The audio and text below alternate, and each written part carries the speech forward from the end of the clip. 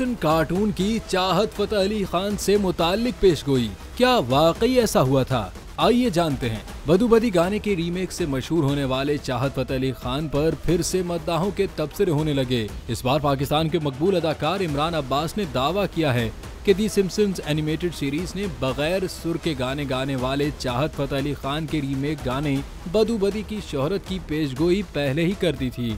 इमरान अब्बास ने अपने social media account पर मशहूर ज़माना और दुनिया भर के अहम वाक़यात की पेशगोई करने वाले कार्टून दी सिम्पसन की पुरानी किस्त का एक मंजर और बदू बदी की वीडियो का स्क्रीनशॉट शेयर किया, जिसमें चाहत फतेह अली और कार्टून कैरेक्टर में मुमासलत देखकर सारिफीन दंग रह गए। और हैरत की बात तो ये थी कि वो कार्टून कैरेक्टर भी म्यूजिक से वाबस्ता है और उसका हेयर स्टाइल भी चाहत फतेह अली जैसा ही था।